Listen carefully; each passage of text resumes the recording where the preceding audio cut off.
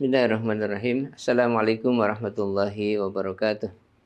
Innal hamdalillah nahmaduhu wa nasta'inuhu wa nastaghfiruh wa na'udzu billahi min syururi anfusina wa min sayyiati a'malina. May yahdihillahu fala mudhillalah wa may yudhlilhu fala hadiyalah. Asyhadu an la ilaha illallah wahdahu la syarikalah wa asyhadu anna sayyidina Muhammadan abduhu wa rasuluhu la nabiyya ba'dah. Allahumma salli wa sallim wa barik ala sayyidina Muhammadin wa ala alihi wa sahbihi ajma'in. Allahumma rabbi shrah li sadri wa yassir li amri wa hlul 'uqdatam min lisani yafqahu qawli. Asadil lisani wa hdi qalbi bihaqqi sayyidina Muhammadin sallallahu alaihi wasallam.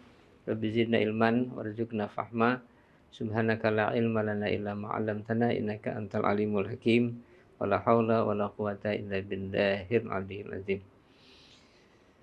Alhamdulillah sahabat Sultan yang Allah rahmati, dengan izin Allah kita kembali bisa dipertemukan. Mudah-mudahan dalam sehat walafiat dan kita bisa menyempurnakan ibadah di suci Ramadan dengan penuh keikhlasan kepada Allah Subhanahu wa taala. Salawat serta salam tak lupa mari senantiasa kita mohonkan kepada Allah, dipasturahkan junjungan kita Rasulullah Muhammad sallallahu alaihi wasallam, kepada para keluarganya, para sahabatnya dan umatnya hingga akhir zaman. Sahabat Sultan yang rahmati, ada satu ibadah yang khusus di akhir suci Ramadan yang selalu junjungan kita Rasul Muhammad sallallahu alaihi wasallam laksanakan, yaitu melakukan itikaf di masjid. Dan ini perbuatan sunnah yang kemudian diteruskan juga oleh para istri beliau setelah Rasul wafat. Nah, bagi kita umat Islam ini merupakan satu teladan untuk kemudian melaksanakan ibadah ini, terutama di penghujung bulan suci Ramadan. Mudah-mudahan kita diberikan taufik untuk bisa menjalankan dengan sempurna.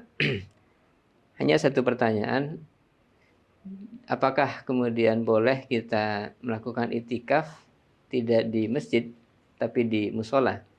Karena faktanya di kita memang ada di samping masjid yang digunakan untuk sholat Jumat, ada juga yang disebut dengan musola. Nah, pertanyaan itu kemudian muncul karena memang ada sebagian yang berpendapat boleh, sebagian mengatakan tidak boleh.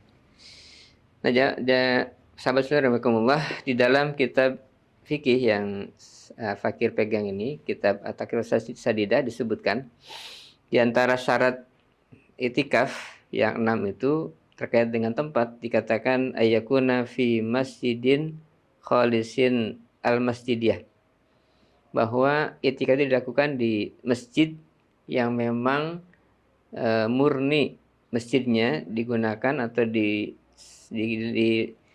diberikan untuk itikaf, maksudnya untuk wakaf, ya, diwakafkan seluruhnya. Dan dikatakan kemudian fala yasihu fi nahwi musalla au ribat, maka tidak boleh kemudian itikaf di tempat seperti musalla atau ribat.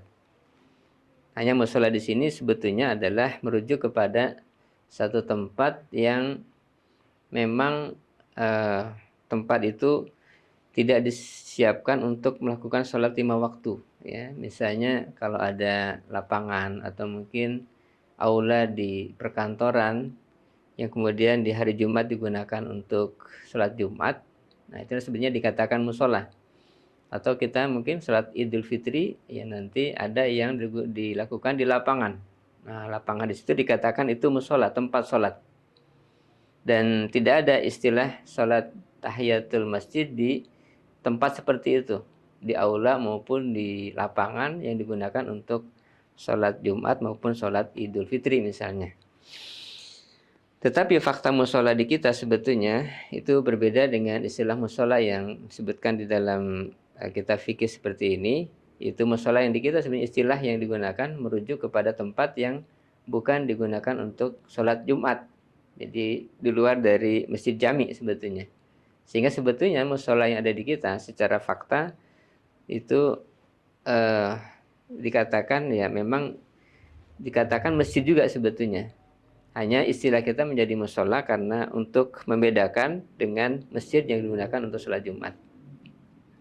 Dan memang betul bahwa itikaf itu hanya dilakukan di masjid saja. Di dalam ayat Al-Quran di surat Al-Baqarah ayat 187, Allah menyatakan, A'udzubillahi minasyaitonirrajim, wala tubashiruhunna wa antum akifuna fil masajid. Al-ayah. Dan janganlah kalian mencampuri mereka, istri-istri, sementara kalian dalam keadaan beritikaf di masjid. Allah menyatakan di masjid, di masjid-masjid. Artinya memang tempatnya itikaf itu di masjid, bukan di musola seperti yang tadi kita sampaikan. Jadi musola itu tempat sementara sebetulnya, atau mungkin di rumah kita ada tempat pojokan rumah atau kamar yang disediakan untuk sholat di situ.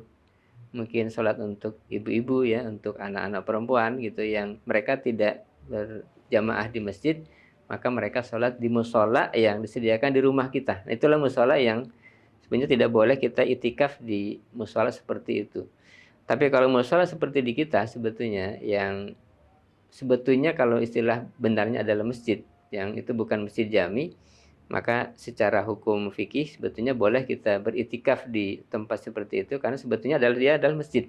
Hanya penyebutan kita di Indonesia itu menjadi istilah musola. Oleh karena itu tentu tidak jadi masalah kemudian itikaf di tempat yang disebut dengan musola seperti itu. Hanya memang nanti ketika Jumatan, nah kita harus mencari tempat di luar musola itu, harus berpindah ke masjid jami. Oleh karena itu dalam kitab fikih ini disebutkan di antara sunnah itikaf itu adalah ayakuna fi jami'in. Jadi dilakukan di masjid jami, masjid yang digunakan untuk sholat Jumat. Supaya apa? Supaya nanti ketika masuk waktu Jumat tidak usah keluar dari masjid itu, tapi langsung melakukan itikaf juga di masjid yang sama gitu. Jadi masjid jami itu sholat yang masjid yang tuqamu fihi jamaah, yang didirikan di situ Jumat untuk Jumatan. Oleh karena itu memang afdolnya ya, yang utamanya itikaf itu di masjid jami supaya kemudian tidak berpindah itikaf ketika masuk hari Jumat atau sholat Jumat.